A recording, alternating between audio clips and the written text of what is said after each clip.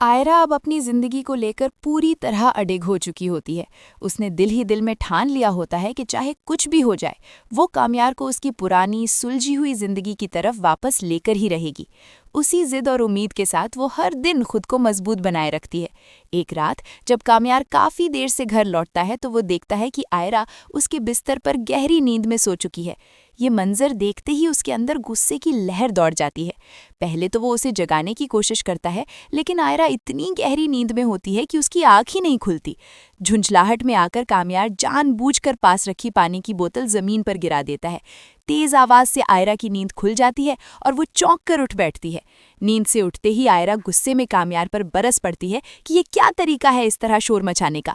जवाब में कामयार भी तंज भरे लहजे में कहता है कि उसे भी बिल्कुल यही महसूस होता है जब वो सो रहा होता है और आयरा जरा जरा सी बात पर शोर मचाती है।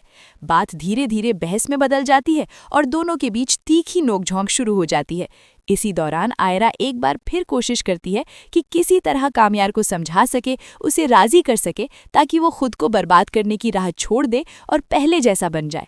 वो उससे पूछती है कि आखिर वो क्यों इस तरह जिद पर अड़ा हुआ है और अपनी ही जिंदगी को नुकसान पहुंचा रहा है। कामयार ये सुनकर और भड़क जाता है। वो साफ साफ कह देता है कि वो अपनी जिंदगी को बर्बाद नहीं कर रहा, बल्कि आयरा ने उसकी जिंदगी तबाह कर दी थी। वो उसे याद दिलाता है कि जिस दिन आयरा ने उसकी बातों पर भरोसा नहीं किया था, उसे सबके सामने जलील किया और घर से निकाल दिया था, उसी दिन से उसकी जिंदगी पटरी से उतर गई थी। वो कहता है कि जब भी वो आयरा को देखता है, उसे वही पुराने जख्म, वही बेइज्जती और वही दर्द याद आ जाता है। आयरा उसकी बातें सुनकर भावुक हो जाती है और उसे समझाने की कोशिश करती है कि अब तो सब कुछ ठीक हो चुका है, उसने उससे शादी कर ली है, अपने किए की माफ़ी भी मांग ली है और अब वो उसके साथ ही रहना चाहती है। लेकिन कामयार के दिल में जमी कड़वाहट आसानी से पिघलने वाली नहीं होती। वो कहता है कि सिर्फ माफ़ी मांग लेने से सब कुछ सही नहीं हो जाता और ना ही उसका दिल पहले जैसा हो सकता है। वो ये भी स्वीकार करता है कि वो जानबूझकर खुद को बर्बाद कर रहा है, क्योंकि अब उसे किसी चीज़ की परवाह नहीं रही।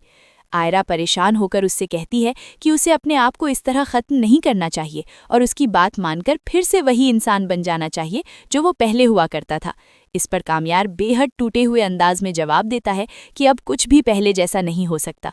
वो बता देता है कि उसने एक बार खुद को आयरा के लिए बदला था, लेकिन अब वो दोबारा ऐसा करने की हिम्मत नहीं रखता। कामयार डर के साथ ये भी कहता है कि अगर उसने फिर से खुद को संभाल लिया और आयरा ने किसी वजह से उसे दोबारा छोड़ दिया तो वो इस सदमे को झेल नहीं पाएगा। इसलिए वो चाहता है कि आयरा उसे जैसा है वैसा ही स्वीकार कर ले। कामयार की ये बात सुनकर आयरा पूरी तरह टूट जाती है। उसे एहसास होता है कि वो जिस दर्द को हल्का समझ रही थी वो कितना गहरा और खतरनाक हो चुका है। उसे अंदाज़ा ही नहीं था कि कामयार इस हद तक बदल चुका है और उसे पहले जैसा बनाना अब कितना मुश्किल हो गया है।